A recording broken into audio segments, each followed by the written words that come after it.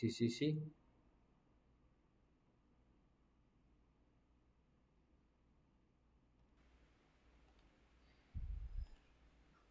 Bueno, bueno. Dicen por ahí que el audio no se escucha o se escuchaba mal. ¿Nos pueden decir si ya se escucha un poquito mejor?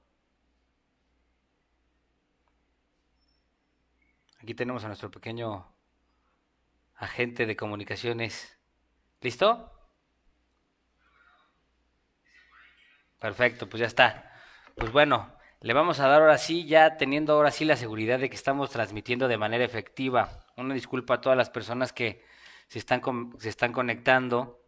Esta es la primera vez que hacemos un Facebook Live y la verdad es que seguramente se va a notar, sobre todo en temas técnicos, pero bueno, muchísimas gracias a todos por conectarse y por andar aquí al pendiente.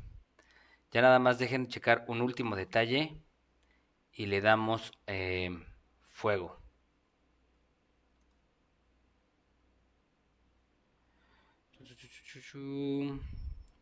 Perfecto.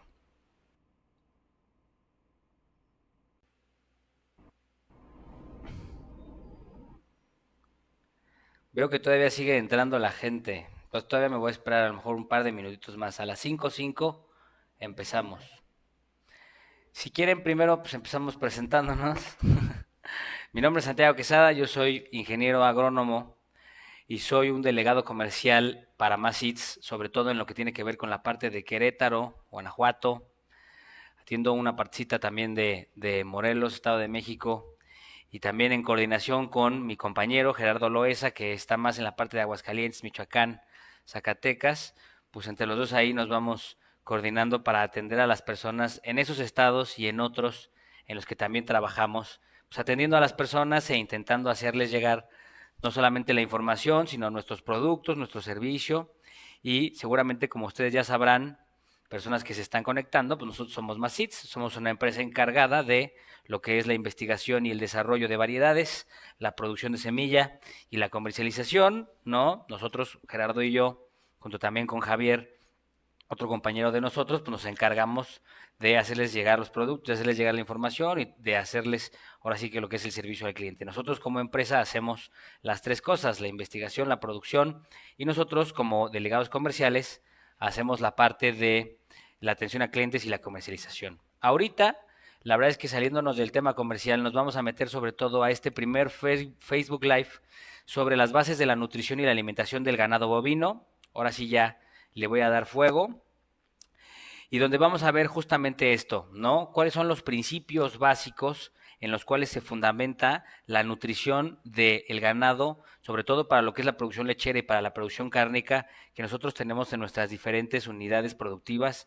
y en diferentes lugares? Ahora sí que lo que vamos a ver el día de hoy se aplica, no importa el lugar, no importa el tiempo, no importa nada. Vamos a ver las bases de lo que es la alimentación y la nutrición y pues ya está. ¿Cuál es el objetivo? Que ustedes tengan justamente presentes estos fundamentos y los puedan utilizar en sus unidades productivas o si bien no los pueden utilizar en sus unidades productivas todavía, porque son conocimientos todavía no muy profundos, vamos a meternos con bastante profundidad, pero quizás no a un nivel todavía para que ustedes puedan hacer dietas, si entiendan con de una manera más próxima y más cercana por qué hacemos lo que hacemos cuando llevamos a cabo los diferentes procesos que normalmente hay en una unidad de producción para alimentar a nuestro ganado. Por ejemplo, ¿por qué el silo se pica a cierto tamaño? ¿Por qué a cierta materia seca? ¿Por qué el silo de maíz es uno de los principales forrajes que se les da al ganado? ¿No? Todo este tipo de cosas, pues al final del día muchas veces nosotros las hacemos por cultura, pero nos preguntamos el por qué. Y de aquí, además, estoy seguro, o ese es el objetivo de esta clase, podrán salir seguramente las bases para que ustedes, si emprenden estudios secundarios, pues tengan una basecita de la que se puedan agarrar y puedan entender quizás ya un librito más técnico sobre elaboración del silo, sobre elaboración de dietas, sobre etcétera, etcétera. Entonces, pues vamos a empezar, si les parece bien. El objetivo es ese, que salgan con estas bases. Vamos a ver sobre todo lo que son cuatro temas en particular. Dos de esos temas se vinculan entre sí. Vamos a analizar primero que nada lo que es el alimento. ¿Qué es el alimento? la química de los alimentos, cuáles son las estructuras principales que tienen los alimentos que nosotros utilizamos en nuestras unidades productivas. Vamos a hacer un pequeño puente, por eso están las dos flechitas ahí que ligan el tema uno y de manera coloquial el tema 1.1, ¿no? Que con lo que es la digestión, ¿qué es la digestión? Simplemente. Y luego también vamos a ver, por otro lado, lo que es ya el sistema digestivo de los bovinos de una manera más específica y finalmente consideraciones importantes para llevarlas a la práctica en nuestras unidades productivas. Entonces, pasándonos ahora sí al tema 1.1, vámonos con lo primero, que es el alimento. Disculpen si se está cargando o se tarda un poquito en cargarse la presentación. Es un poco por la carga entre el internet, el Facebook, la presentación y varias cosas, pero pues ahí poquito a poquito vamos sacando el asunto adelante.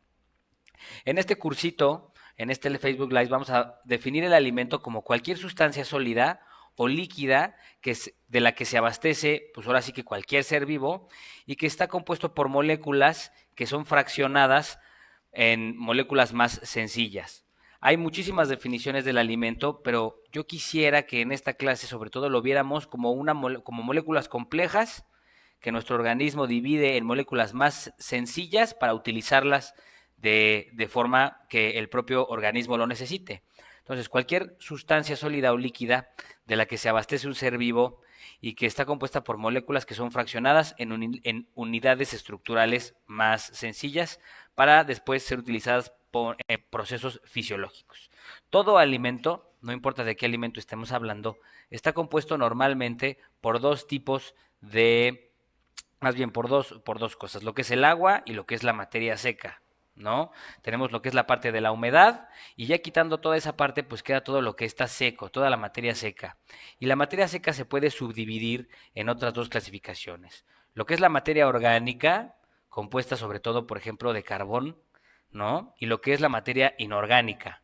Como un ejemplo muy sencillo para entender estos dos, podemos ver lo orgánico como lo que se puede quemar en una fogata, por ejemplo. Lo mineral, pues es lo que es el fósforo, el hierro, el magnesio, puras cosas que ya no pueden quemarse, puros minerales. Y que también tienen que ser abastecidos a nuestro cuerpo para poder funcionar de manera correcta.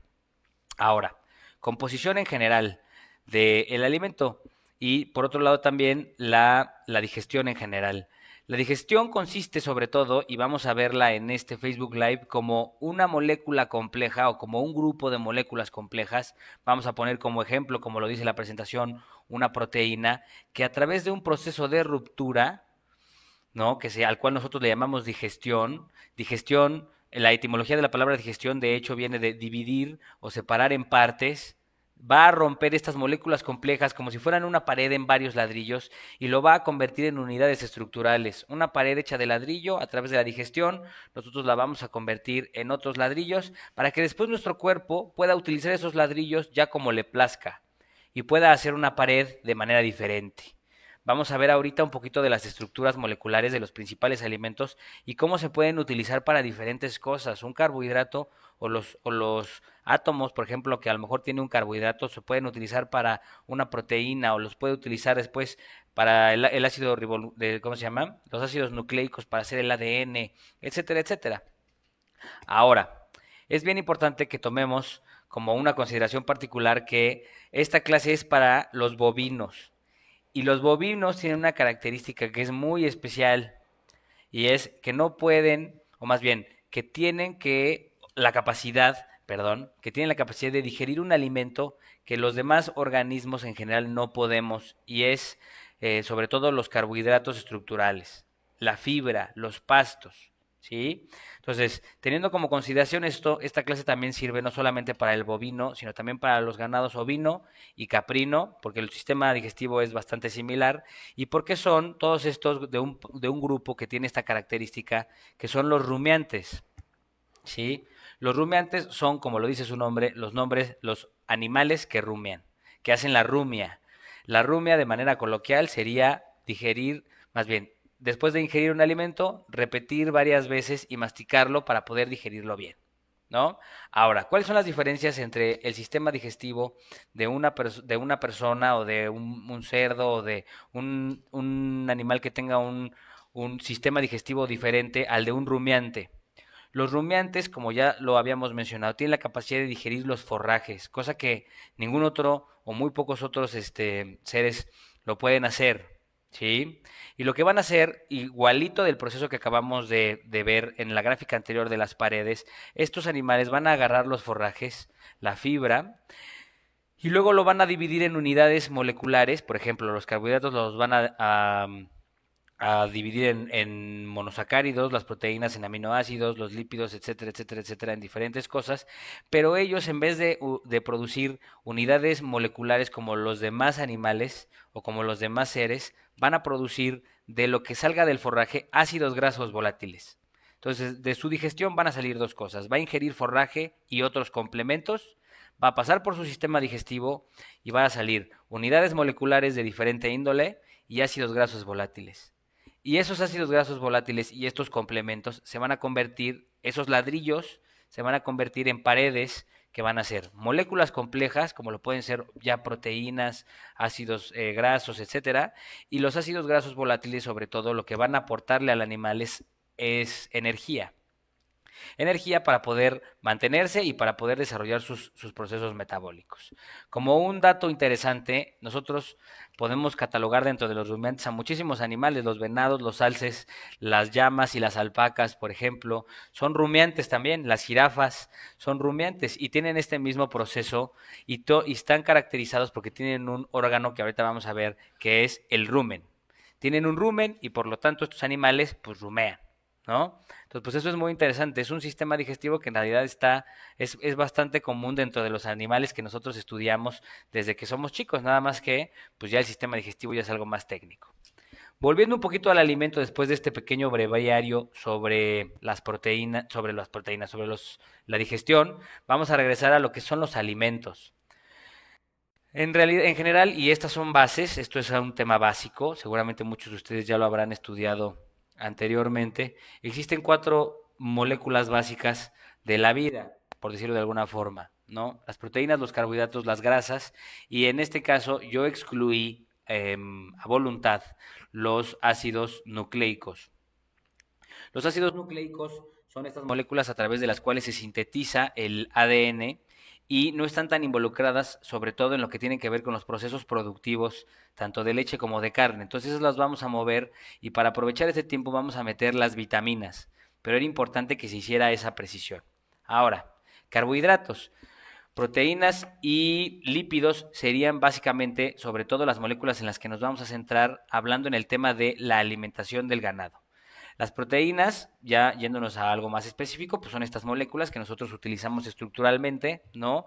Como estructuras de, por ejemplo, nuestros músculos. También son moléculas que nosotros podemos utilizar, por ejemplo, como enzimas o como enzimas, o son parte de enzimas para participar en estos procesos fisiológicos de diferentes tipos que nosotros hacemos y nos ayudan a construir una cosa y transformarla en otra, a degradar cosas, a romper, por ejemplo, ¿no? Ahorita vamos a hablar un poquito de todas estas cosas, pero enzimas. Por otro lado, también son parte, por ejemplo, de nuestro sistema de defensa. Muchas de las proteínas que nosotros consumimos o parte de la que nuestro cuerpo genera es parte también o las utiliza para las células que son de nuestro sistema inmune, ¿no? Para nuestros glóbulos rojos o nuestros glóbulos blancos en este caso. Para la parte del transporte también, una proteína muy, muy compleja que sería la hemoglobina, por ejemplo, es una de las proteínas encargadas sobre todo de transportar el oxígeno a través de la sangre. Entonces son estas moléculas que sobre todo vamos a ponerlas desde una perspectiva estructural, yo creo un poquito más, de transporte y de defensa. Por otro lado tenemos a los carbohidratos, que son estas moléculas que vienen también a través del alimento, de donde sobre todo podríamos decir que sacamos energía. Sacamos energía, una manzana y la fructosa y cosas de ese tipo. Por ahí me dicen que no se escucha muy bien, pero a mí se me hace que tiene que ver con un tema de la señal. Ahorita se recuperará el sonido.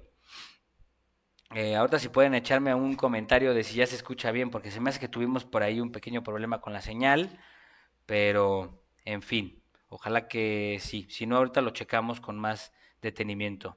Me parece que ya se escucha bien. Luego, tenemos el tema volviendo a los carbohidratos son esta fuente de energía. Y aquí en el tema de los forrajes y en el tema del ganado bovino, vamos a tener que hacer una clasificación bien importante. Los que son estructurales, los que son parte de la estructura de algunos seres vivos, que en este caso van a ser las plantas, y los que son carbohidratos no estructurales, que vienen propiamente en el alimento y son moléculas que nosotros utilizamos justo como energía. Por ejemplo, la fructosa, que viene de las frutas, la glucosa, la sacarosa, todas estos carbohidratos que digo, en realidad muchos de esos ya son monosacáridos que nosotros utilizamos para otras cosas. En lo que tiene que ver con lo estructural, vamos a diferenciar sobre todo en este curso dos tipos, la hemicelulosa y la celulosa. ¿Por qué se dice que son estructurales? Pues porque son parte de la estructura de la pared celular de las plantas. Ahorita vamos a hablar un poquito más de eso. Finalmente, tenemos el tema de las grasas. Las grasas se utilizan para un buen de cosas, como recurso de energía, pero sobre todo para guardarla, ¿no? Los que estamos un poquito más pasados de peso, estamos muy asociados con ese tema, el tema de guardar energía para que después, cuando los tiempos se pongan un poquito más complicados, tengamos de dónde. El tema, por ejemplo, de la protección y el aislamiento, las ballenas, las focas, esos animales, los osos polares que viven en el frío, tienen capas muy gruesas de grasa que los ayudan, por ejemplo, sobre todo a aislarlos del frío. El tema, por ejemplo, de la protección. Nuestro cuerpo tiene capas de grasa que cuidan nuestros órganos principales y justamente, valga la redundancia, los protege de pues, cualquier eventualidad, de algún daño, de algún golpe, etcétera. Y luego también sirve, por ejemplo, también como tema de comunicación. El colesterol y otras hormonas también muchas veces tienen un tema ahí o están conformados sobre todo por ácidos grasos. Y finalmente tenemos el tema de las vitaminas. Las vitaminas son compuestos también orgánicos, pero que nuestro cuerpo requiere en muy pequeñas cantidades, y que normalmente no puede hacer por sí mismo. Algunas las puede sintetizar, pero otras tienen que ser suministradas a través del alimento. Lo importante de todo esto es que ya nos vayamos familiarizando, sobre todo con que, por ejemplo, las proteínas, abajo van a ver un letrerito azul en la presentación, donde viene la molécula, por decirlo de alguna forma, principal y su unidad. Las proteínas se dividen en aminoácidos. Un aminoácido es una molécula particular de una proteína, ¿sí? Los carbohidratos, un solo carbohidrato, una sola molécula de carbohidrato, ¿no? Sería un monosacárido, ¿sí? Una grasa, por ejemplo, la grasa en realidad está compuesta por más cosas, está compuesta por un ácido carboxilo, cadenas de carbonos y luego, más bien, por un grupo carboxilo, un grupo metilo y cadenas de carbonos. Y luego las vitaminas, que ese sí ya es el componente como tal. Ahora, es bien interesante, por ejemplo, que, bueno, no hay que olvidar los ácidos nucleicos, pero esos son para el tema de la síntesis del ADN. Y ahora sí, ya metiéndonos ahora sí en materia de cada uno, por ejemplo, hablando de los carbohidratos, de las proteínas y de los lípidos, vamos a empezar sobre todo en este orden que llevamos con las proteínas. Una proteína, ya lo checamos, es una molécula que sirve para diferentes cosas en el tema de nuestro funcionamiento fisiológico, como estructura, como transporte, como protección no. Discúlpenme, ahí me equivoqué, como regular para defendernos en el tema bueno, como protección en el tema del sistema inmunológico, etcétera. Estas proteínas o estas moléculas de la proteína, a ver si, no estoy seguro, ¿la presentación está cambiando conforme yo estoy hablando o el retraso que estoy viendo es yo? ¿Yo? Ah, bueno. Entonces, es que estoy viendo dos o tres diapositivas antes, pero bueno, ahí más o menos le vamos dando. Las proteínas están compuestas por un grupo amino, un grupo carboxilo y una estructura atómica de otra cosa, ¿sí?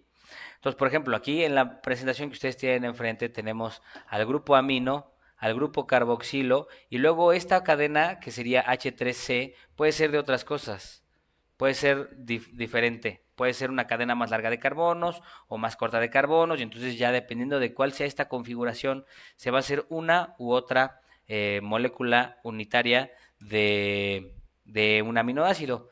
Varios aminoácidos van a confirmar una proteína más compleja.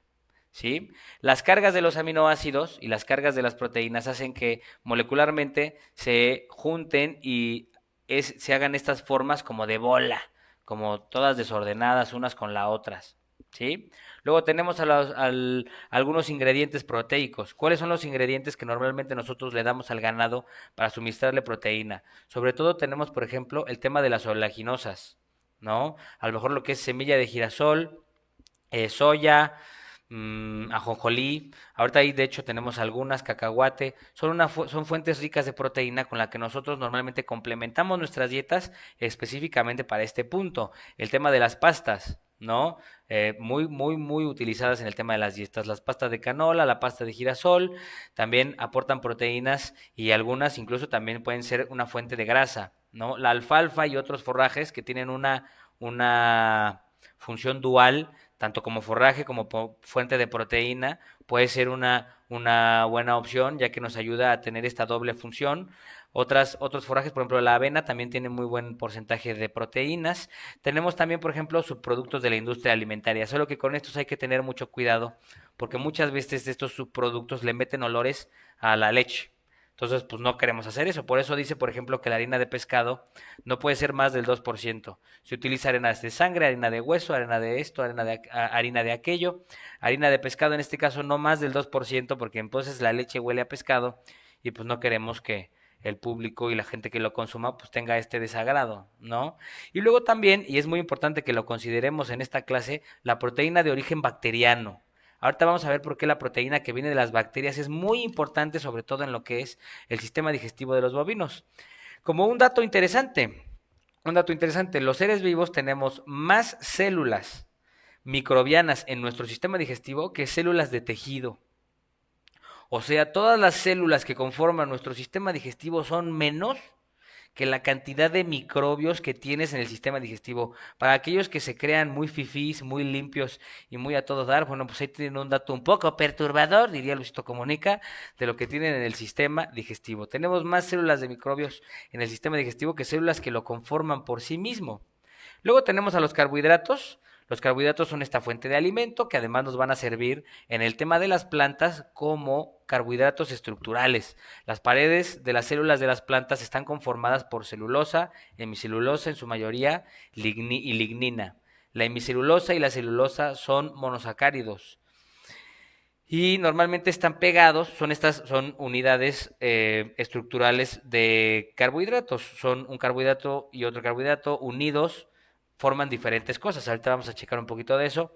La lignina, por ejemplo, que también es parte de las paredes celulares, ya sería, ahorita vamos a checar todos esos conceptos, un cemento. Pero entonces tenemos a nuestros carbohidratos, ¿no? Fuente de energía en el caso de no ser estructurales. En el caso de ser estructurales, como lo que acabamos de decir de la hemicelulosa y la celulosa, entonces van a actuar como una fuente de fibra, que también es una fuente de alimento.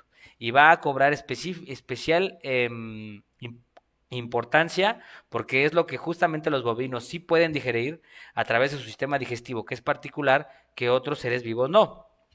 Varios monosacáridos, por ejemplo, aquí tenemos un ejemplo en la molécula que les puse, tenemos una glucosa, el monosacárido más común, diría yo, en los sistemas vivientes. La una glucosa más una L-fructosa más una gilosa más una galactosa formaría la hemicelulosa, este polisacárido ya más complejo que forma las paredes celulares. Y bueno, en fin, estos carbohidratos más complejos o menos complejos de un tipo o de otro, estructurales o no estructurales, van a aportarle energía o a hacer estructura. En el caso de la estructura, por ejemplo, aquí tenemos un diagrama donde hablamos justo de la hemicelulosa, la celulosa, la pectina y ahí habría que meter a la lignina como un cemento. Este es un diagrama, o este que les puse aquí es un diagrama de la pared celular de una planta. Una planta está conformada por estos dos componentes, hemicelulosa y celulosa, pegados por la pectina y pegados por la lignina. Una célula tiene esta pared rígida que se va haciendo cada vez más rígida con el tiempo, que es el que le da esta estructura que tienen los pastos, esta rigidez, esta fortaleza, ¿no? Y está conformada por varias moléculas únicas, por varias unidades que son las que acabamos de revisar, que forman en sí la pared a través del aglomerado de varias cadenas. Es decir, una pared celular de una planta está conformada por varios eslabones, que son estos aminoácidos, como en una cadena, que forman estas cadenas de aminoácidos largas que se contraponen unos contra otros a través de diferentes cementos también orgánicos y forman esta pared que es rígida. Y esta pared se empieza a volver más dura conforme pasa el tiempo. En este diagrama tenemos tanto a la estructura de la celulosa del lado izquierdo como a la de la hemicelulosa del lado derecho. Todos esos hexágonos que ustedes ven son representaciones de aminoácidos y sus uniones representan o forman estructuras más complejas. La celulosa, por ejemplo, son varias cadenas de glucosa unidas una al lado de la otra. La hemicelulosa, por el contrario, en la parte de abajo, ya es una cadena más compleja, ¿no? La glucosa también tiene gilosa, también tiene galactosa y también tiene fructosa, que sale como ramificaciones de esta cadena principal. Todo esto se une a través de lo que es la lignina y la pectina y se aglomera y se van haciendo capas hasta formar esta pequeña pared de las células. Aquí tenemos un diagrama ya mucho más complejo, donde se ve de lo específico a lo general cómo de una estructura atómica se va haciendo cada vez una estructura más compleja. Y aquí en medio está justo esta pectina y esta lignina. Podemos concluir, por simple razonamiento lógico, que entre más monosacáridos y más compleja sea una estructura, es más difícil de digerir. Primera cosa con la que quiero que se queden. Luego tenemos los carbohidratos estructurales. Los carbohidratos estructurales funcionan exactamente igual que los carbohidratos no estructurales, pero no son parte de una estructura de un ser vivo. ¿A qué me refiero? Ahí tenemos, por ejemplo, varios ejemplos de varias azúcares, ¿no? Tenemos la glucosa, tenemos la sacarosa, tenemos así, ¿no? La fructosa, la sacarosa, la maltosa. El almidón, por ejemplo, ya es un polisacárido, es un carbohidrato más complejo. El almidón es un polisacárido, es un carbohidrato más complejo formado por unidades estructurales, igual que son estos monosacáridos. Está, el almidón está formado por varias moléculas de glucosa, todas juntas, pegadas, que forman estas hélices, como la vemos en la presentación, ¿no? Dos glucosas unidas, o una glucosa más una fructosa, por ejemplo, forman lo que es la sacarosa. La sacarosa, por ejemplo, sería el azúcar que muchas veces nosotros consumimos. Muchas glucosas forman esta estructura más compleja, que es esta hélice justo que tenemos aquí en la presentación, ¿no? Y por ejemplo, el almidón es uno de los principales componentes que tiene el maíz y que más nos interesan en un análisis bromatológico y que van a aportarle energía a la vaca para poder soportar la carga que representa generar leche y aparte criar o tener a una cría, pues, a un becerrito. Y pues ya está. ¿Cuáles son los ingredientes fibrosos que normalmente nosotros metemos en las dietas? Tenemos por ejemplo, sobre todo el silo de maíz. El silo de maíz es ampliamente utilizado en el mundo, no porque no tengamos creatividad, sino porque el silo de maíz es un excelente alimento para darle de comer a las vacas. Es maravilloso. El silo de maíz tiene muchísimas características muy buenas. Es fácil de producir, es barato, tiene una fibra de muy buena calidad y además es un buen aporte energético si tenemos buenas variedades y el maíz puede aportar almidón también y otras cosas. Entonces es un gran recurso, ¿no? No por nada salió de aquí de México y lo adoptaron en todo el mundo. Es un excelente recurso como forraje. Tenemos los pastos, las leguminosas y los esquilmos. Los esquilmos es lo que queda de un cultivo después de que le quitamos en lo que nosotros estábamos interesados principalmente. Es decir, o el esquilmo del maíz es lo que queda, la paja, por decirlo de alguna forma, el rastrojo del maíz después de que nosotros le quitamos todo el grano y solo queda la parte vegetativa. Así hay esquilmos de avena, esquilmos de cebada, esquilmos de un chorro de cosas, ¿no? Entonces los esquilmos pueden ser los pastos, el pasto ryegrass, el Rhodes, el Buffel, todos estos pastos. El trébol, por ejemplo, también como una fuente de proteína bastante utilizado. Tenemos los subproductos de la industria alimentaria. La maleza es el subproducto que viene de la caña de azúcar después de que se le quitaron un par de cosas, por ejemplo, ¿no? De la producción del ron, después de que le quitan toda esta parte gloriosa y magnífica que a todos nos gusta, queda la melaza. La melaza pues es azúcar, es carbohidrato, es energía, ¿no? Los salvados, perdón, de la papa y los cítricos son buenos también de energía y por supuesto los granos. El grano de maíz, el grano de avena, el grano de cebada, el grano de trigo, el grano de sorgo. Los granos pues, son energía, igual que nosotros con unos cornflakes, puro carbohidrato, pura lonja, ¿no? Ahora sí, los carbohidratos, hablando en específico de los carbohidratos estructurales, nosotros vamos a detectar en nuestros análisis bromatológicos dos tipos de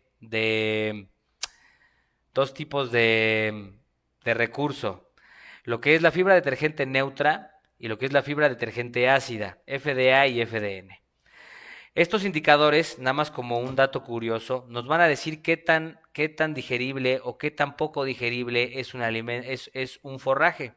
A eso se refiere. Si el material o el maíz que nosotros tenemos tiene hemicelulosa, más bien, el conjunto de la hemicelulosa, de la celulosa y la lignina en un porcentaje de la materia seca, significa o da el referente de la fibra detergente neutra.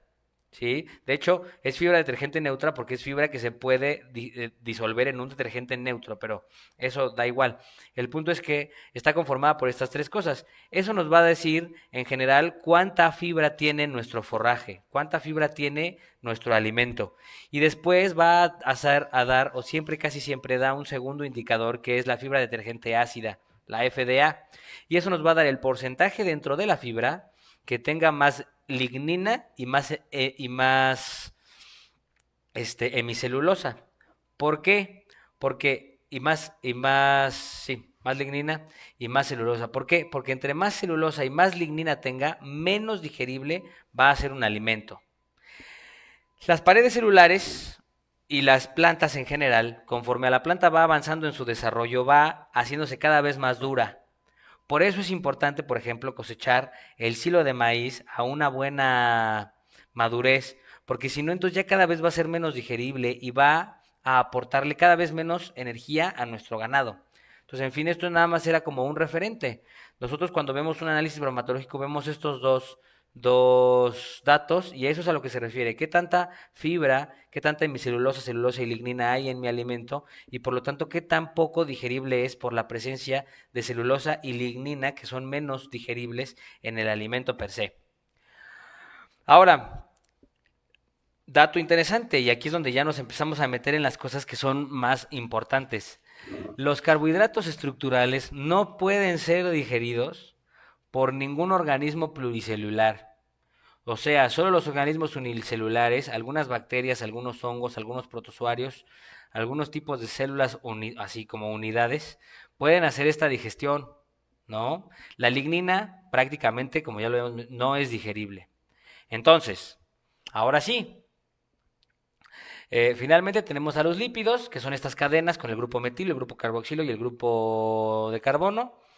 Los grupos de carbono puede haber saturados e insaturados. Y aquí no nos vamos a meter tanto porque incluso muchas veces los lípidos pueden llegar incluso a ser hasta nocivos, dependiendo del tipo, para el sistema digestivo. Pero también aportan elementos sobre todo para que la vaca pueda formar otras moléculas, ¿no? Finalmente también tenemos las vitaminas, en donde tampoco me quiero meter muchísimo tiempo porque ahorita las vamos a revisar, ¿no? Hay liposolubles y hay hidrosolubles, las vitaminas, todas las que te recetaba tu mamá, ¿no? La A, la D, la E, la K, la B, la tal, son vitaminas que necesitamos para funcionar bien, son estos componentes orgánicos que necesitamos para que nuestro cuerpo funcione adecuadamente y ahí les puse más o menos pues cuáles son las características de cada uno. Vamos a compartir la presentación al final para que también tengan todos tus apuntes y no se hagan bolas. Normalmente en los sistemas digestivos de las vacas, las del B y las del K, las del grupo B y las del grupo K, son vitaminas que ya la vaca las sintetiza de manera solita en el rumen, ¿no? Y son hidrosolubles. Por otro lado, las de los grupos A, D, E, son vitaminas que sí tenemos que administrar nosotros porque la vaca por sí sola no las puede producir, ¿no? Las hidrosolubles, como la vitamina C y las B, todo lo que es el complejo B, sirve para el metabolismo justo de la energía y la salud en general, mientras que ya las liposolubles, la A, la D, la E y la K, tienen diferentes funciones. La A, por ejemplo, para la visión, la D para la absorción de calcio, la E actúa como un antioxidante, la K es para la coagulación sanguínea, etcétera, etcétera, etcétera. Muchas de esas hay que suministrarlas. Ahora sí, llenos al sistema digestivo como tal. Varias consideraciones. Acabamos de platicar que los rumiantes tienen como base del alimento la fibra, ¿no? Aunque hay otros complementos que también son importantes. Ahora, uno de los principales productos de la digestión de los bovinos son, si nos acordamos de lo primero que revisamos, los ácidos grasos volátiles, cosa que nosotros, por ejemplo, como seres humanos no producimos. Y tres, hablamos de que los organismos pluricelulares no pueden digerir los carbohidratos estructurales, los que vienen en la fibra, que son los que los bovinos sí pueden, o los rumiantes sí pueden digerir. Eso significa que aquí tenemos un cuestionamiento muy interesante. Si los organismos pluricelulares no pueden digerir los carbohidratos estructurales, ¿sí? Si los carbohidratos estructurales no pueden ser digeridos por unidades pluricelulares, no pueden ser digeridos por mí, no pueden ser digeridos por un cerdo, por un caballo, por un etcétera. Bueno, por un caballo sí, pero es un sistema digestivo distinto. Si no pueden ser digeridos como tal, ¿sí? Entonces, pero por otro lado, la base del alimento de los bovinos es la fibra, y son los pastos y los forrajes. Entonces, ¿qué es lo que los digiere? Se requiere de un sistema que incluya a organismos unicelulares para poder digerir estas fibras. Aquí es donde viene lo bonito. Las vacas tienen por costumbre, o más bien decimos por costumbre, que tienen 4 estómagos. Un dato interesante es que eso es completamente incorrecto. Las vacas también tienen solamente un estómago verdadero, que secreta que secreta ácidos y secreta moco y degrada lo que son los alimentos, pero también tiene otros 3 compartimentos.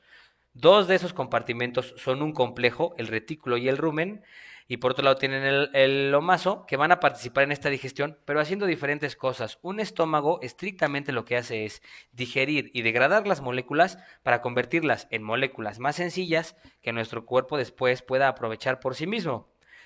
El rumen, aquí tenemos un esquema de la vaca. No, tenemos la boca, tenemos el esófago, y luego tenemos un complejo interesante ahí de estos 4 órganos. El rumen, que es un biodigestor, básicamente, es un biodigestor, una cámara donde bacterias, hongos, protozoarios convierten el forraje en otra cosa durante un ciclo que es bastante tardado y que requiere de que el animal esté repitiendo el alimento. Eso es la rumia, que después va a pasar, o más bien, va a estarse devolviendo a la boca constantemente a través de un órgano que también es una clase de músculo que devuelve el alimento a la boca y luego lo regresa a la hora a la que la vaca vuelve a tragar, y así constantemente hasta que tiene un tamaño lo suficientemente adecuado para pasar al siguiente órgano, que es el omaso. Ahorita lo vamos a ver, pero el omaso lo que hace sobre todo digerir agua y minerales. Y ya después de que se hizo toda esta biodigestión y se hizo un tema de fermentación bien complejo que ahorita vamos a checar de la manera más fácil posible, pasa ya a lo que es el abomaso. Este lugar donde hay ácido clorhídrico y donde hay mucosa y donde se rompe lo que no se pudo romper en todo este sistema, y ya que esté bien roto y ya le hayan partido bien, ahora sí que la mandarina en gajos, va a pasar a lo que es el intestino delgado, el intestino grueso y después al ciclo sin fin, como diría Mufasa en El Rey León. Empezando ahora sí con cada una de las fases. El alimento empieza por la boca. Obviamente la vaca ingiere el alimento, lo empieza a masticar y ahí lo que pasa, que es el primer paso importante, es saliva. La vaca saliva, echa baba, ¿sí? Y hay 2 tipos de secreción, la alcalina y la mucilaginosa, que es mucosa, por decirlo de alguna forma.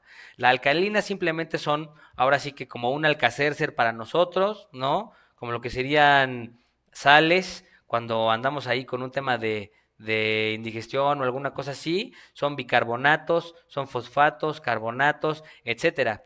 Y literalmente, como lo que les acabo de decir del Alka-Seltzer, van a funcionar como una medida para bajar el pH todo el tiempo del rumen, del rumen, del rumen, del rumen. Por eso la vaca, en parte, tiene que estar devolviendo el alimento, porque lo va a ingerir, va a acidificarse mucho el rumen en esta cámara de fermentación que ahorita vamos a checar ahora sí con calma, se va a estar devolviendo el alimento y la vaca va a tener que estar remasticando. remasticando, remasticando, remasticando, para devolver o hacer más pequeñas las partículas del alimento y volverlas a ensalivar, llenarlas de carbonatos, de fosfatos y de todas estas cosas, y de bicarbonato de sodio sobre todo, y volvérselas y volviéndoselas a tragar para estar bajando el pH del rumen. Entonces aquí en la boca lo que pasa es, se ingiere el alimento, se mastica y se saliva, básicamente. Ahí están. Normalmente aquí sí les puse las notas de qué hace cada cosa para que después ustedes puedan revisar la información. Entonces tenemos también las dos tipos de secreciones, la alcalina y la mucilaginosa. La mucosa o la parte mucosa de la baba lo que hace simplemente es mm, a funcionar como un componente de para que pase más fácil el alimento. Simplemente hace eso, facilita la deglución y la ingestión, facilita las dos cosas, aceita, por decirlo alguna, lubrica el alimento de tal manera, porque es pasto. No sé si ustedes algún día han jugado al vaquerito y se han echado un pastito en un día de campo. El pasto es difícil de masticar y todo este moco lo que hace es que va a pasar más fácil a través del esófago. Entonces eso pasa en la boca, se mastica y se ensaliva. Luego se traga. El esófago lo que hace simplemente es conectar la boca, ¿no? Con el rumen, que es este biodigestor del que ahorita vamos a hablar. Este biodigestor que ahorita va a hacer todo este trabajo de fermentación. La vaca se lo traga y llega finalmente al rumen. El rumen es donde pasa la magia. De hecho, si aquí seguimos las flechitas moradas, se ve como aquí en esta cámara gigantesca de biológica que tiene la vaca, hay varios, número uno, compartimentos que van subseccionando el alimento en varias partes y en varios lugares, y luego se devuelve. Pasa aquí al retículo. En el retículo se hace, por decirlo de alguna forma, un escaneo de si el alimento tiene o no el tamaño necesario, y si no lo tiene, para pasar al abomazo, que es el siguiente órgano, ¡fum!, lo devuelve a la boca para que se pueda seguir masticando y seguir ensalivando. Ahora, ok, el alimento llega al rumen. ¿Qué pasa en el rumen? El rumen es un biodigestor. El rumen es un biodigestor que está lleno de bacterias, de hongos y de protozoarios, que lo que van a hacer es una labor de fermentación y van a transformar todo lo que tiene el forraje en ácidos grasos volátiles. Aunque fue un poquito aburrido quizá la parte introductoria, por eso era importante que lo retomáramos desde allá, porque si no, ya entender esto está más complicado. Aparte es un tema que es bastante complejo, entonces hay que más o menos especificar las bases, porque si no ya después es mucha información en mucho tiempo, hay que explicarlo muy bien. Entonces aquí se hace una labor de fermentación. El estómago, por una cuestión de diferencia de densidades, se separa entre las diferentes cavidades que tiene el rumen y se va separando también por tamaño de partícula más gruesa a tamaño de partícula más pequeña. Y aquí las bacterias lo que van a hacer es que se van a adherir al alimento, son bacterias de adición, y lo van a empezar a degradar, lo van a empezar a fermentar. Van a utilizar todas estas azúcares, toda la celulosa y la hemicelulosa, que son estos monosacáridos que acabamos de hablar, que al final del día son carbohidratos, las van a convertir en estos ácidos. Hay 3 ácidos grasos volátiles, ahorita los vamos a ver cada uno, el butírico, el ascórbico y el propiónico, ¿sí? Y todos estos sirven sobre todo para darle energía a la vaca. La vaca va a sacar su energía de estos ácidos grasos volátiles. Hay también otras bacterias, ¿no? Van a degradar también y van a digerir los lípidos, los van a romper en diferentes cosas, van a romper las proteínas. Hay, por ejemplo, hay proteínas, o más bien, hay bacterias amiloolíticas, hay bacterias que rompen los lípidos, hay hongos también que rompen las proteínas, los protozoarios, por ejemplo, que son organismos unicelulares más grandes, pueden comerse los granos enteros y convertirlos en otras cosas. Y al mismo tiempo, así como estas bacterias van degradando todo y lo van rompiendo, ellas mismas van agarrando, por decirlo de así, gasolina para su propio tanque, para vivir ahí en el rumen y para seguir haciendo su chamba. Se hace un mutualismo entre las bacterias y los microorganismos y la vaca. Desde mi perspectiva, maravilloso, si me lo preguntan. Por eso a mí me gustan mucho estos temas, a mí esto se me hace súper interesante y tal. En la presentación no dice nada que no hayamos dicho, se hacen estos pilares que funcionan o fomentan la fermentación. Hay un tema ahí de diferencia de densidades, hay motilidad en el rumen, ¿no? La pared del rumen, importante, esto sí no lo había mencionado, es altamente absorbente. Todas estas resultados de toda esta fermentación se va a ir absorbiendo en el rumen, absorbiendo en el rumen, absorbiendo en el rumen, y la vaca va a agarrar todos estos ácidos que va a meter a su sistema y a su fisiología y los va a usar como energía. Cosa importante, el forraje sí es un recurso energético. Muchas veces nos concentramos, por ejemplo, en los bromatológicos, solamente en la cantidad de almidones que tiene nuestro alimento o en la cantidad de proteínas. La finalidad del forraje no es ser un ingrediente de carbohidrato, es ser un ingrediente, más bien, no es ser un ingrediente proteico. La finalidad del forraje es ser un ingrediente energético. Muchas veces tendemos a fijarnos mucho en la proteína, por ejemplo, en los análisis bromatológicos para saber si le aportó proteína. La función principal del forraje es aportar energía a través de todos estos carbohidratos que las bacterias van a digerir, ¿no?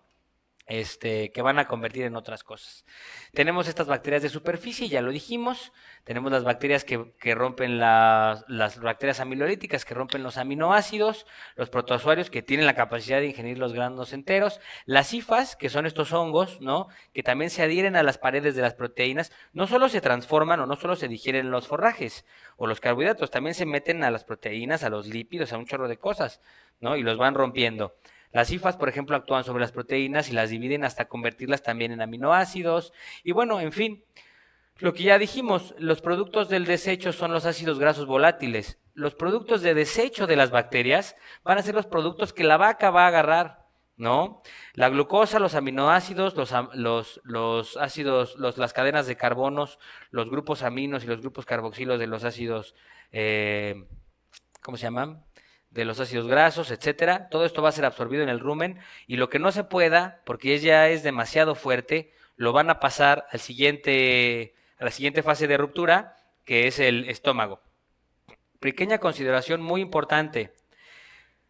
Las bacterias van a convertir todas estas azúcares y todos estos carbohidratos en ácidos. Entonces, eso significa que el pH del rumen va a bajar y va a empezar a convertirse cada vez en un pH más ácido. Pero las bacterias y los microorganismos no pueden sobrevivir a pHs demasiado ácidos. Por eso es importante que el alimento además es muy difícil de masticar porque es duro. Entonces, por eso el alimento vuelve a la boca a través del retículo, que lo tenemos aquí, vuelve a la boca. Si no tiene un tamaño suficientemente pequeño para pasar a lo que sigue, y no está suficientemente masticado, vuelve a la boca, se vuelve a salivar, se llena de fosfatos y de todas estas cosas, de Alka-Seltz, podríamos decir de alguna forma, lo que ya platicamos, y regresa y regula el pH del rumen de tal manera que la vaca pueda absorber los ácidos, fíjense qué maravilla, los ácidos grasos los pueda absorber, pero al mismo tiempo el pH se mantenga para que las bacterias lo sigan produciendo y sigan trabajando. Eso está, wow, me encanta, lo amo, increíble, ¿no? Entonces, bueno, eso pasa, ¿no? Ahora, el complejo retículo-rumen es este complejo del rumen, esta cámara con el retículo, que es el que va a estar devolviendo el alimento y va a estar seccionando y seleccionando si el alimento puede pasar o no puede pasar a la siguiente fase, ¿no? Entonces, en fin, las bacterias degradan las proteínas, ¿no? Por ejemplo, aquí ya puse cosas más específicas que hacen.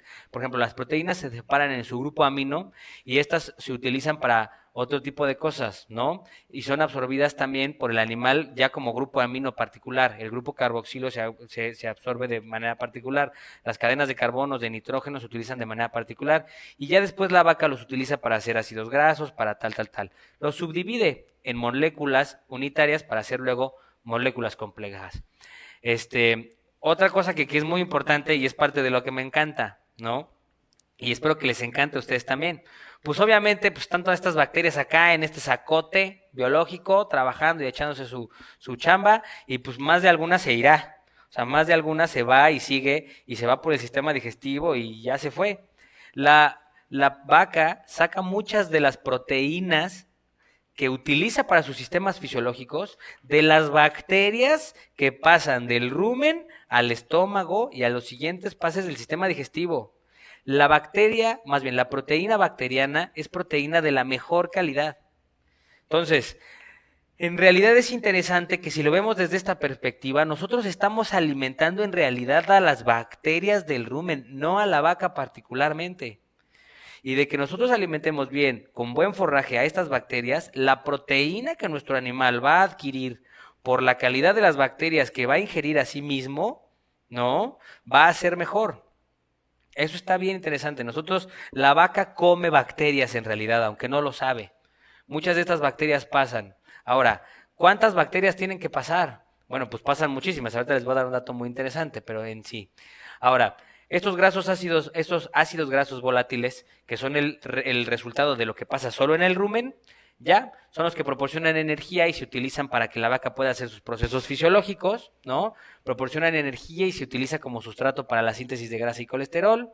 El acético, el propiónico es importante para la glucogénesis, ya que puede ser convertido en glucosa en el hígado, por eso puede ser un recurso muy fuerte para energía, porque las bacterias van a convertir la azúcar, que son la celulosa, la hemicelulosa y todo esto, en ácidos grasos volátiles, que luego la vaca va a utilizar para volverlo a convertir en azúcar ya en fases posteriores, y el butírico, que es el que suministra energía, sobre todo a las células del colon, para poder terminar de absorber lo que se necesite. El forraje aporta entre el 50 y el 70% de la energía que requiere el rumiante. No es aportada por otras cosas. La fibra es el alimento principal de la vaca. Tendemos muchas veces a darles un chorro de complementos en nuestros sistemas de producción a los animales y les generamos problemas digestivos. Por ejemplo, si tú le das mucho grano de maíz a una vaca y no le das suficiente forraje, le va a dar acidez. Necesita que este ciclo de masticar el forraje y volverlo a ingerir y volverlo a masticar y volverlo a ingerir se cumpla para que todo funcione correctamente. Si no, lo único que haces es que los granos, por ejemplo, no los puede devolver. Ese los absorbe y pasan luego al abomazo. Entonces, lo que haces es que las bacterias acidifican muchísimo el rumen, lo acidifican muchísimo y le generas problemas de acidez, tal cual. Tal cual, es un problema de acidez. Si ustedes ven en las unidades productivas que las vacas comen mucha tierra o comen muchas piedras, esta es una de las cosas que el instinto hace que la vaca haga para generar o para intentar contrarrestar este fenómeno de que la vaca siente que se le está quemando el estómago, igual que cuando ustedes se comen una pizza de algún lugar de procedencia ilícita y es un tema ya después, pues igual aquí, ¿no? Entonces, muy importante el trato que nosotros le damos al forraje, el trato que le damos al maíz, es el alimento principal de nuestros animales, ¿no? Una vaca produce alrededor de 2 kilogramos de bacterias, imagínense 2 kilogramos de azúcar, todos los días, lo cual representa la principal fuente de energía de estos animales.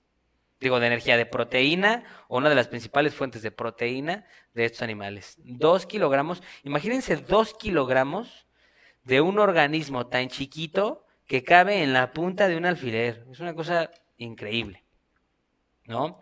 Finalmente, ya después de toda esta parte de la fermentación en el rumen, pasa al abomazo. El abomazo simplemente lo único que va a hacer prácticamente es absorber todo lo que son el agua y los minerales. Tiene una capacidad de absorción muy notable, sobre todo de líquidos.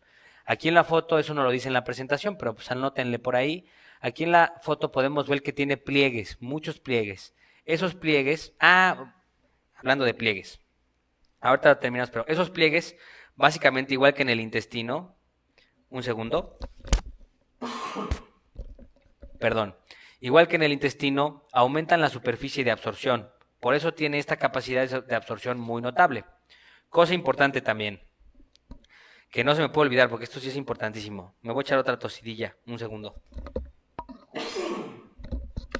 Perdón, ahora sí. Cafecito porque ya me estoy cansando de hablar.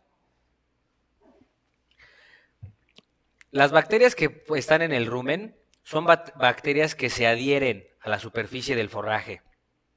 Vamos a poner el siguiente ejemplo. Si tú en un restaurante tienes 2 mesas de 8 personas, perdón, 2 mesas de 4 personas juntas, tienes lugar para 6 personas. Si tú separas esas 2 mesas, entonces ya tienes lugar para 8 personas. Lo mismo pasa con el forraje. Entre más dividido esté, más superficie de absorción tienen las bacterias para trabajar. Bueno. A mí se me hace que... Pues no, me parece que no. Tenemos aquí un pequeño problema técnico, ténganos un poquito de paciencia, nada más estamos corroborando que el audio esté jalando bien. Sí, me parece que sí. Ahí está. Entonces, cuando tú subdivides nada más me van a confirmar que el audio esté jalando bien. Sí, sí, sí. Sí, sí, sí. Perfecto.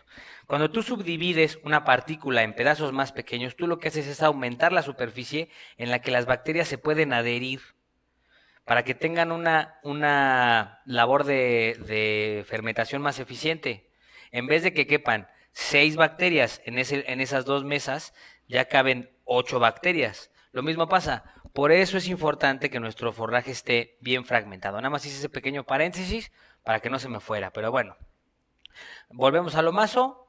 Ya después de que pasa todo lo del rumen y lo del retículo, nos vamos a lo maso, donde se va a absorber agua y se van a absorber minerales. Y ya después de que esto pase ahí, donde también se retiene el alimento por todos estos pliegues y se termina de absorber, entonces va a pasar al abomaso. ¿No? Este es el omaso. Va a pasar al abomaso. Ahora sí, el estómago real de los bovinos, ¿sí? Es el estómago verdadero. Ya después de esta clase, ya cuando alguien les diga, oye, una vaca tiene 4 estómagos, ya ustedes ya les pueden decir, no, no tiene 4 estómagos, tiene uno. Y tiene otros 3 órganos que se dedican a otras cosas. Ya se van a ver muy pros. Como un pequeño detalle didáctico, también cuando estén con un niño, que son maravillosos, si tú los llevas un día a un rancho y estás viendo, quédate viendo las vacas cuando están comiendo y te vas a dar cuenta justamente de qué hacen este proceso de la rumia. Van a estar masticando, van a ingerir el alimento, te esperas 1 o 2 minutos y de repente lo vuelven a escupir. Es chistosísimo ver cómo los niños empiezan a entender estos sistemas y tal, y es un tip ahí fuera de todo este tema que les paso para que lo hagan, porque a los niños les llama mucho la atención entender que no todos los organismos vivos son como ellos, y bueno, así los empiezan a interesar en la naturaleza y tal. Pero bueno, volviendo al abomazo. El abomazo es el estómago real de las vacas. Aquí es donde se produce el ácido clorhídrico y se produce la mucosa, ¿sí? Su pH está entre el 3.5 y el 4. Es bastante ácido, ¿no? Y ahí es a donde llegan vitaminas, alimentos que no se pudieron degradar en el rumen, los microorganismos y las bacterias que estaban en el rumen también, que se colaron ahí en el sistema y tal. La entrada es el cardias y su salida es el píloro. Hay una frase muy común cuando uno pide un postre en un restaurante de para cerrar el píloro. Bueno, pues es justamente porque es la salida del estómago, ¿no? Que conecta con el intestino delgado. Y esto regula el paso del quimo. Después de que sale del rumen, se le va a llamar ya quimo a la bola de alimento, ¿no? Que sale del omaso y llega ya después del abomaso al intestino delgado. Se le va a llamar quimo a este conjunto de alimento que tiene moco, que tiene baba, que tiene ácido, que tiene tal, a todo eso se le va a llamar quimo, va a llegar al abomaso, ¿sí? Bueno, está muy irrigado. ¿Por qué está muy irrigado? Porque ahí se van a estar secretando ácido, ácido, ácido y se va a estar secretando mucosa, ¿sí? Y la sangre nutre a las células que secretan estas enzimas también, porque no solamente se secreta ácido y moco, sino también se secretan enzimas y componentes, pues justo también para generar este ácido y este moco y para matar y para dividir todo lo que haya que dividir. En este órgano, igual que en el rumen, también hay motilidad, hay secreción y hay absorción. Hay muy poca, porque sobre todo para lo que está enfocado el abomaso, igual que nuestro estómago, es para romper. Y también es un sistema de defensa. ¿Por qué? Pues al final todas las bacterias que nosotros nos comemos y nos comeremos a lo largo de nuestra vida se mueren ahí en el estómago y ya está. Si pasaran el estómago, estaríamos todo el tiempo enfermándonos de cosas digestivas, ¿no? Igual la vaca, pues ahí es donde todo se quema y todo se muere, ¿no? Un pequeño dato nada más interesante y cómico, al igual que en los bovinos, el estómago de los seres humanos es altamente irrigado y se requiere de un gran tránsito de sangre para que nuestro estómago pueda funcionar a la hora de la digestión. Este fenómeno usualmente nos causa una sensación de sueño y baja de energía debido a que baja la oxigenación de nuestro sistema nervioso central, a lo que denominamos aquí en México coloquialmente como el mal del puerco o el síndrome de Parkinson, para que después cuando se los expliquen ya sepan por qué es. En el abomaso, no, pasa todo esto de que se rompen las células.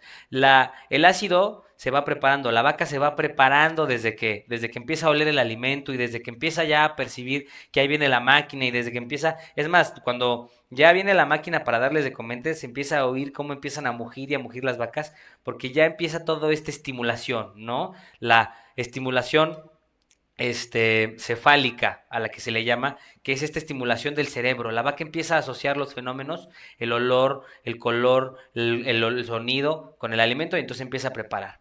Ya vamos a terminar, ¿eh? Ya nada más estamos en los últimos elementos. El alimento en el abomazo, pues al final del día, ya cuando llega el alimento, estimula a las células G, ¿no? Para producir una cosa que se llama la gastrina. En el estómago vamos a ahorita a caracterizar sobre todo tres cosas. Uno, la bomba de, bueno, lo que las células G, que son las células que ayudan a que se produzca la gastrina para el tema después de la activación de otras cosas, el tema de la secreción del moco, que ya lo vimos, y la secreción del hidrógeno. Ahora sí, ¿cómo se complementan?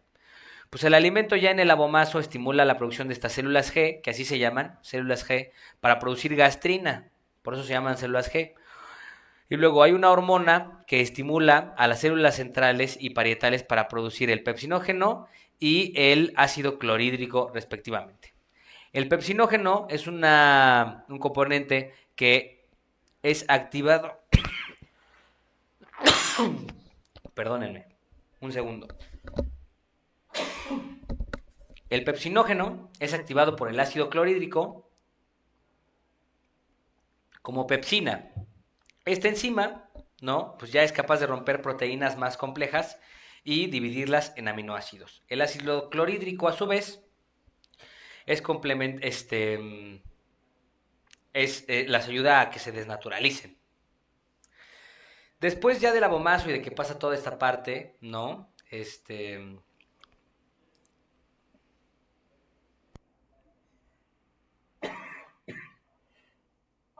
Le apagué porque si no... Le apagué porque si no esto hubiera sido muy desagradable. Es que tengo un poquito de tos, disculpen ustedes. Ahora, ya una vez que todo esto sucede, ¿no? Se modifican los carbohidratos, los lípidos, los ácidos nucleicos, el agua, todo este moco y bicarbonatos que hay, ¿no? Pues sale muy ácido, sale con un ácido o un pH de 3 a 4, lo cual puede quemar a los otros órganos de la vaca. A esto es a lo que le vamos a llamar quimo. Le llamábamos bolo a esta bola de alimento que entra a la vaca y pasa por el rumen y tal. Después de que pasa por el estómago, por el abomazo, le vamos a llamar quimo. Es esta bola de alimento entre terminada y no, llena de bicarbonatos y todo lo que pasó del rumen, más los ácidos del estómago y tal. Y ya pasa a las últimas fases. Dato curioso, la estimulación cefálica, esta estimulación del cerebro que ocurre con los estímulos como el olor, el sabor, también pasa en muchos otros seres vivos, ¿no? No solo en las vacas, sino que también nos pasa a nosotros cuando olemos el cafecito en la mañana y como que ya empezamos a disfrutarlo, o la comida, pues nos pasa igual a nosotros y en otros sistemas metabólicos de nosotros mismos y de otros seres vivos. Ya finalmente, y para terminar y pasar a la fase de las preguntas y de las consideraciones, el alimento entra al intestino delgado, ¿no? Donde el intestino delgado, gracias a las secreciones del páncreas y del hígado, suben el pH para que no se vaya a quemar lo que resta, ¿no? Porque es extremadamente ácido, y se llena de enzimas lo que queda de este quimo y lo empiezan a degradar todavía más para poder ya terminar el proceso y después absorber todo en este intestino delgado. Entonces la secreción del páncreas y del hígado justo hacen este aumento del pH, ¿no? Y la mezcla del quimo se hace con estas enzimas que también se secretan por el páncreas y por el hígado, que terminan de dividir y absorber los componentes del alimento. Hay movimientos que favorecen a estos trabajos, ¿no? Los movimientos del intestino, que pues en este caso sería la peristalsis, y que reducen al final del día la superficie de la circunferencia del intestino delgado, como si nosotros apretáramos a lo mejor un globo de estos largos de fiesta y va pues mayugando y dividiendo el alimento y permitiendo que se digiera de una forma más fácil. En el hígado, ¿no? Se hace en la producción de la bilis, que también es una de las secreciones que van a llegar al intestino delgado. Se hace la producción de la bilis y también pues, se hace el metabolismo de varios nutrientes. El hígado también, por ejemplo, es importante a la hora de metabolizar carbohidratos o de metabolizar las grasas, convierte la glucosa en glucógeno para poder utilizarlo o para poder almacenarlo, ¿no? Y puede también liberar la glucosa en la sangre para que pues tú sigas operando. Ayuda mucho en la desintoxicación. Esta es una de las razones por las que las personas, por ejemplo, que tienen el mal hábito de beber de más, se enferman, porque llega un punto donde ya el hígado pues ya no puede más. El hígado permite o ayuda a que nosotros nos desintoxiquemos, desintoxiquemos de las medicinas y de todo lo que ingerimos. También es el almacenamiento de nutrientes y ahí es donde se almacenan sobre todo las vitaminas, que es de las que hablábamos, sobre todo las A, la D, la E y la K, ¿no? Y también algunos minerales como el hierro y el cobre regulan mucho también el sistema energético o el equilibrio energético, por esto que ya vimos de la liberación de la glucosa, del glucógeno, etcétera. Finalmente llegamos al páncreas, que también es un órgano que va a ser secretor, que secreta sobre todo lo que son las enzimas digestivas que en el intestino delgado se van a absorber, ¿no? También se secreta el bicarbonato. ¿Por qué el bicarbonato? Porque al igual que en el rumen, el bicarbonato de la boca va a controlar el pH del rumen, el bicarbonato de el páncreas va a subir el pH del quimo cuando llega a ese órgano. También sirve para la regulación de la glucosa, ¿no? Como funciones endocrinas, produce otro tipo de hormonas como la insulina y el glucagón que funcionan en todo este tema del sistema digestivo igual y mandan señales para que todas estas cosas que ya explicamos operen. Y finalmente, en los rumiantes tiene una función particular que fue la que les anoté hasta el final, que es, en rumiantes el páncreas es importante para la digestión de forrajes, ya que las enzimas producidas ayudan a descomponer los nutrientes que no fueron completamente digeridos en el rumen y que tampoco alcanzaron a ser completamente rotos en el abomaso, en el estómago. Y ya finalmente en el intestino grueso, estos me los estoy echando más rápido, nada más como pequeño paréntesis, porque lo importante era la parte de la fermentación en el rumen, el retículo, el abomaso y el omaso. Ya todo lo demás es muy parecido a lo que es el sistema digestivo de cualquier otro ser que nosotros conozcamos comúnmente, muy parecido a nuestro sistema digestivo. Nosotros también hacemos y tenemos estos órganos y tenemos las mismas funciones, entonces pues ya estamos más familiarizados con eso. Si de todos modos alguien ahorita tiene una pregunta, con mucho gusto, ¿no? En el intestino grueso, al igual que lo que no se pudo absorber en el omaso, se absorbe en agua y electrolitos, se hace también la fermentación, aunque la mayor parte de esta fermentación ya ocurrió en el caso de los rumiantes en el rumen, ¿no?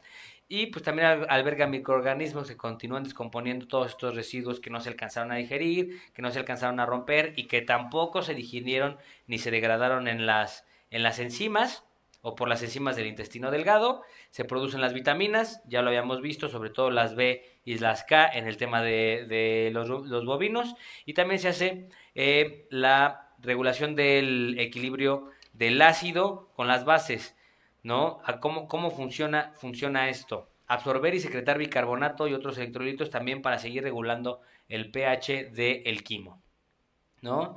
Ahora sí, consideraciones especiales sobre la nutrición y la alimentación del ganado bovino. Ahorita pues prácticamente ya acabamos toda la parte como básica y de hecho ya simplemente siguen algunas consideraciones. Si quieren aquí ya podemos abrirnos a dudas. La verdad es que no soy experto como se pudieron dar cuenta en esto del webinar, pero pues ahorita veo si los puedo escuchar y si puedo contestar a sus preguntas.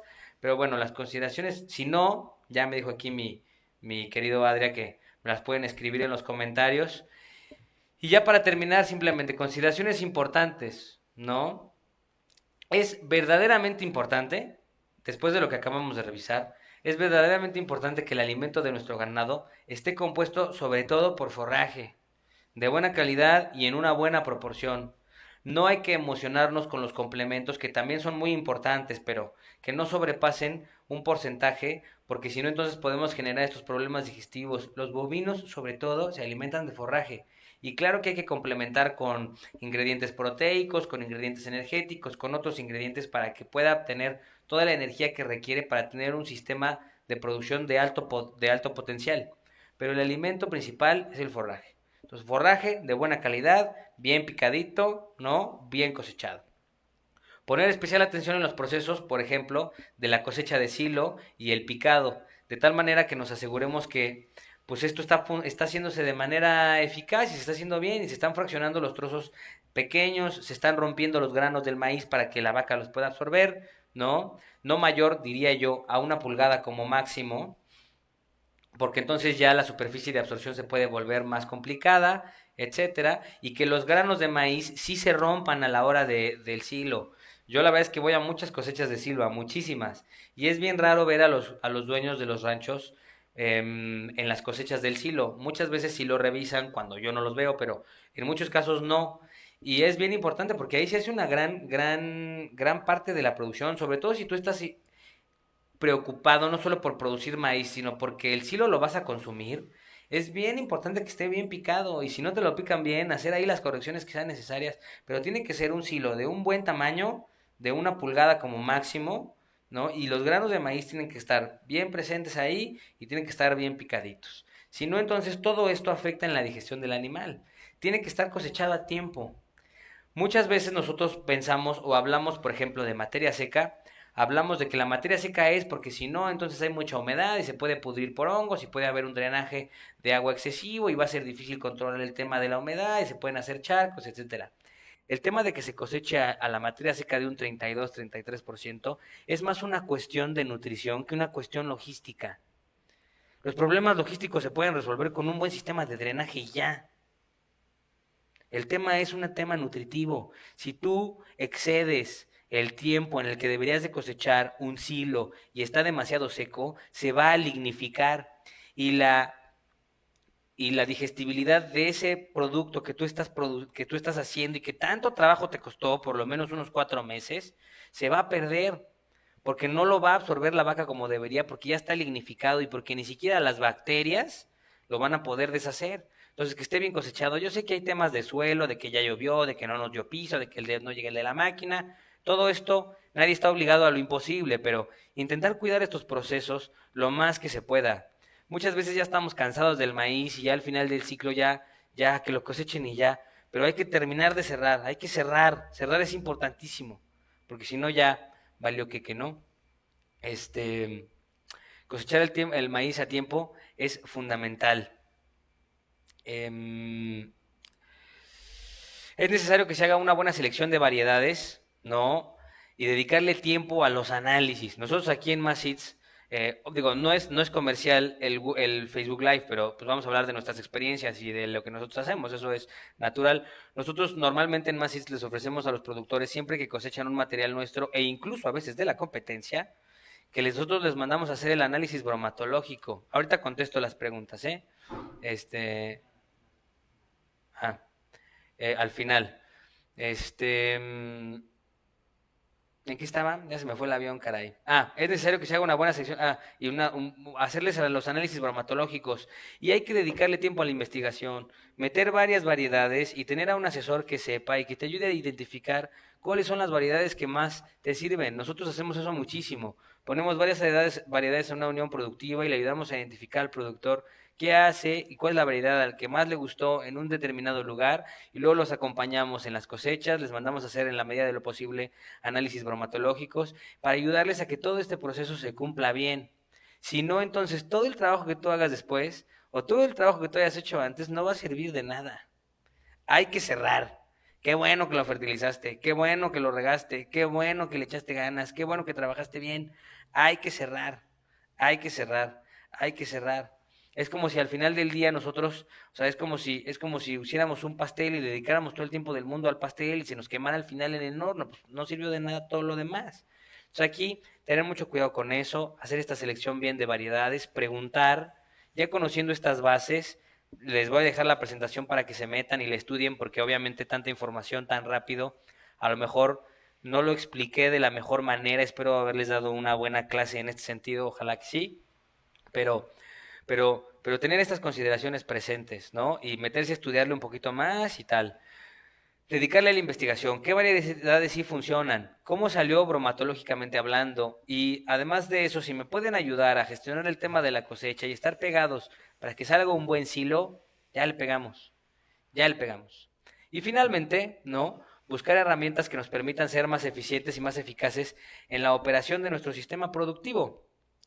Nosotros en Masits tenemos una infinidad de recursos que les podemos ayudar a tener para que les vaya bien en su cosecha. Por ejemplo, tenemos un escáner en el GPS que ya varios de ustedes que se conectaron al webinar seguramente lo conocen, donde nosotros hacemos un escaneo a través de un GPS y determinamos y les mandamos un reporte a los productores de más o menos la fecha estimada en la que van a tener que cosechar para que se puedan preparar con anticipación, y viene con un diagrama bien bonito de cómo está la materia seca dependiendo del lugar en el croquis del que hablemos en la parcela.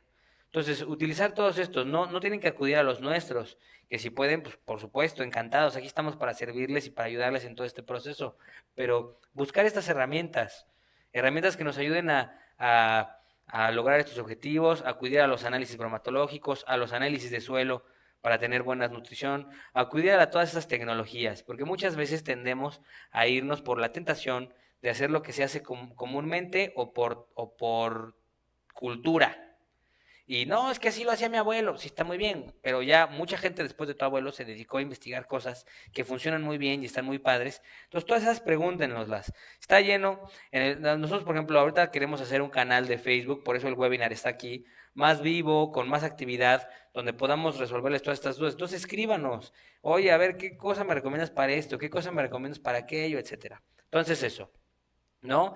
El ganado, el alimento de nuestro ganado debe estar compuesto principalmente de forraje en buena proporción y de calidad, poner especial atención en el proceso de la cosecha de silo y del picado, ¿no? Para que sean buenos trozos y no mayor a cierto tamaño, en este caso yo les dije 1 pulgada, cosechar el maíz a tiempo es fundamental para tener una buena digestibilidad, no es una cuestión de humedades, de hongos, de drenaje o de peso, es una cuestión de aprovechamiento del alimento. Es necesario que se haga una buena selección de variedades de acuerdo al lugar en el que yo estoy y al proceso que yo tengo, y darle tiempo y también dedicarle a los análisis y buscar estas herramientas tecnológicas. En fin, esto fue todo. Vamos a responder ahora sí dudas. Si quieren, mándenoslas y ya está. Para terminar, porque ya no les quiero robar más tiempo, ya no nos vamos a ofender si se empiezan a desconectar. Ulises nos preguntó, ¿el pH que tienen las vacas puede variar según o dependiendo de la dieta que le pongamos? Y aproximadamente en cuánto puede y más o menos cuál sería el pH adecuado. Bueno, pues normalmente nosotros estamos hablando de que el rumen, claro que puede variar dependiendo del pH que nosotros le demos a la vaca. Por ejemplo, si nosotros le damos a la vaca un pH, más bien un alimento que no tenga mucho forraje, lo que van a hacer las bacterias, y más bien un alimento que le impida a la vaca hacer el tema de la rumia, ¿sí?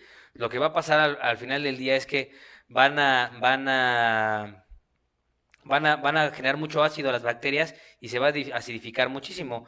Un pH de 6, de 5 y cacho sería un estándar así como muy general, aunque hay casos, ya después en el estómago se acidifica mucho más, pero el pH al que las bacterias normalmente trabajan a gusto, que es 6 y cacho 6.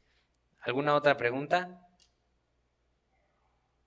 Si no aparece una pregunta en los próximos 3 minutos, 2 minutos, 1 minuto, entonces voy a pasar a despedirme, a darle las gracias con muchísimo cariño por haberse metido a este primer webinar, a este primer Facebook Live más bien que tuvimos, y por haberles dedicado su tiempo y su atención. Esperamos en serio que les haya gustado. Yo sé que a lo mejor en algunas partes de la explicación me iba para acá y me iba para allá y tal. Discúlpenos, es el primero. Hay otros 2 Facebook Lives en mesa de discusión, que sería el proceso del ensilado y por otro lado cómo leer y cómo interpretar un análisis bromatológico, dependiendo de sus comentarios, de si les pareció bien o les pareció mal.